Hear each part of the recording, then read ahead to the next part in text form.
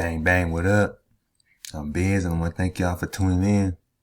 Today we're going to break down the lyrics from the new song Sorry Not Sorry off of DJ Khaled's new album, Khaled. Congrats, young man.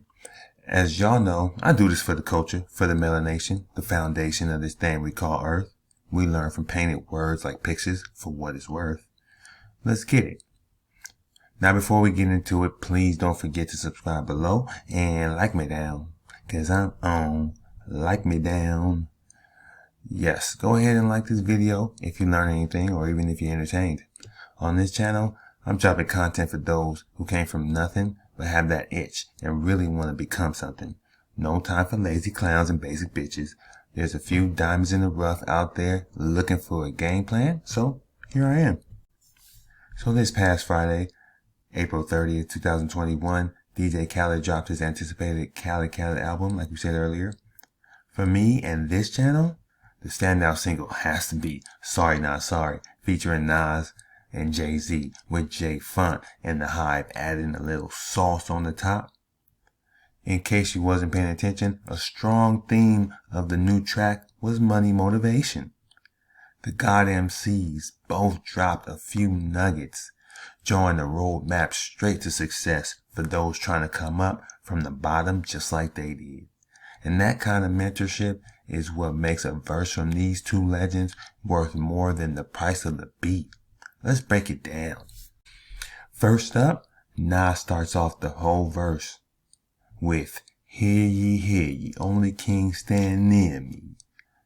Now that may seem simple and straight to the point, but you really gotta break it down. Nas starts the verse with a proclamation that has undoubtedly led to his success outside of rap. He only wants quality people around him who carry themselves like kings and even queens, I'm sure. They say that you're the average of the 5 people you hang around the most. So look around, folks. Next up, Nas says, half a century almost, slice the green like a lawnmower, till we all on, never fall off. Hear a boss talk. You don't hear me, that's your loss. You don't hear me, that's your loss. Cause he's trying to give game to the youth. But a lot of them say that Nas or Jay is not who they grew up listening to because the generational gap. But Nas is saying that's your loss then, because I'm actually giving you jewels that's going to guide you through life. Unlike some of the other rappers out here from your generation, from your era that's on the radio. Like, you got to seek the truth. You got to seek knowledge that's going to help you out. You can't just go by what's playing on the radio or what's accessible to you. He's almost 50 years old and he's still relevant and successful. And that's probably partly because he actually spread the money around so his whole team could eat. So basically, he's telling the youth out there, he's telling people, he's telling whoever will listen, don't be greedy and show appreciation to your team. Because the way the universe works, you really get what you give. And lastly, for Nas, and the nuggets he was dropping, I love how he said, winner in life, fuck a coin toss. I'm Coinbase, basically cryptocurrency Scarface. Join us. There's gotta be more of us. Hello, there's gotta be more of us. Come and join us. Open invitation right there. Then he says, I'm from the ghetto. What location? 2 seconds from the devil. So he's like, I grew up in the hood just like you. Come on, man. Nas recently made over $40 million when Coinbase went public. Are y'all listening? 40 million. Not 40,000, not whatever your, record deal advance was. Over 40 million. They don't even know the exact number. When Coinbase went public at the valuation, at a market valuation of over 75 billion for the company. For those that don't know what Coinbase is, it's a app and a platform on that allows you to buy and sell cryptocurrencies. So it's like, it's a lot of people out here, you risking it all for what? You're not gonna get you're not gonna hit a lick that's about 8-9 figures. You know what I'm saying? Are you trappers out there trying to emulate what you see on TV or what you hear in, you know what I'm saying, in hip hop, what you hear on the rap song? You're trying to be the Scarface of your town. You need to start looking into cryptocurrency if you plan on making real money someday. Sans the risk of, death or incarceration. And he's basically saying, I grew up next door to the devil and I still made it. So why you hating? And why you waiting? That's what he's saying. He won the game of life as opposed to relying on album sales, which can be a game of chance because no one can predict how the fans are going to react to your next album. So you're just gambling every time. And eventually, if you fall off and they stop buying your albums, you're going to get dropped from the label. You're going to end up back in the streets in your old neighborhood. People laughing at you saying, or saying that you didn't have what it takes. So that's, that's one, that's how that goes. But, let's get into Jay. You know what I'm saying? The God MC. His verse, this line where he says, overlooking the city of angels, the angel invested in things. All right. Right here, he's referring to the choice he made to invest in a move to Los Angeles.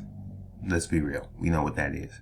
That move not only increased his real estate net worth, but it also saved his marriage, most importantly.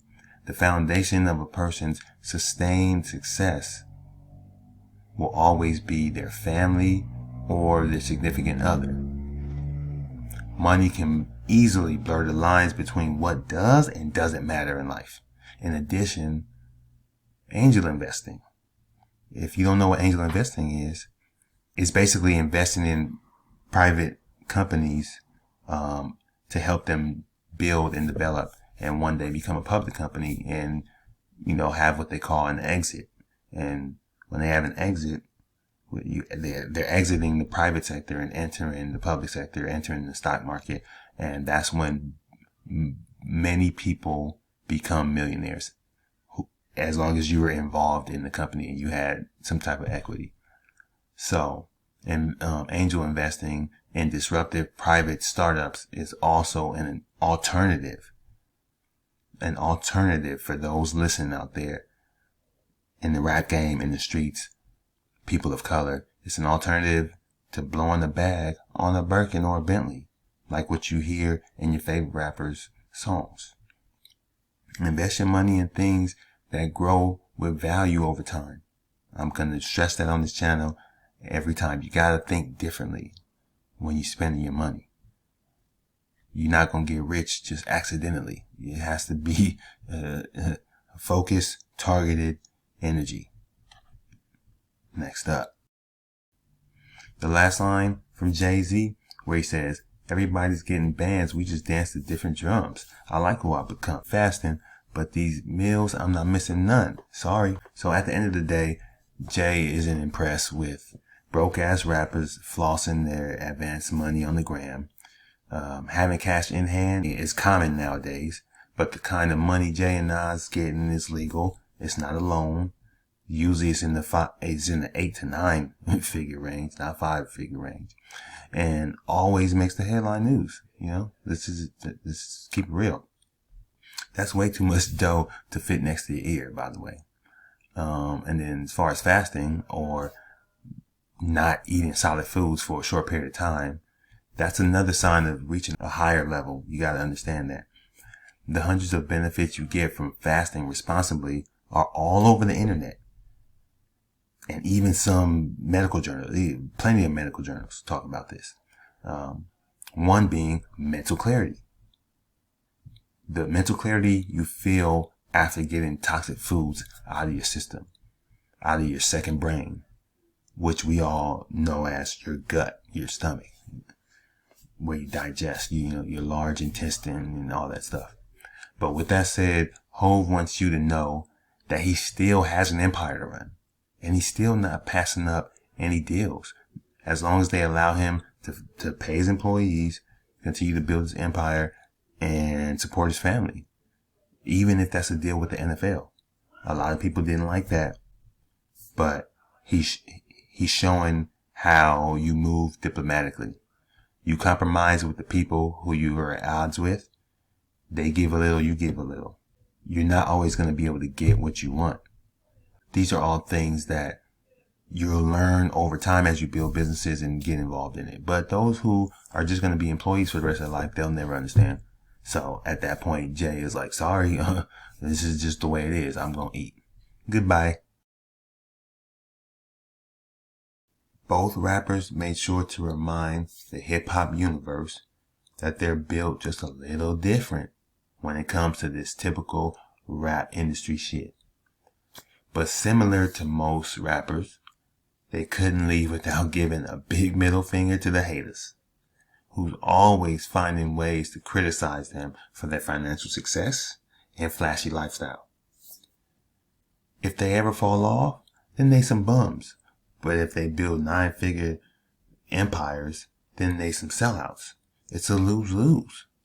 Don't get it twisted. Your favorite rapper most likely picked up a mic strictly for the paper and the punani. And bragging about wealth has been one of the foundations of rap since the frickin' 80s.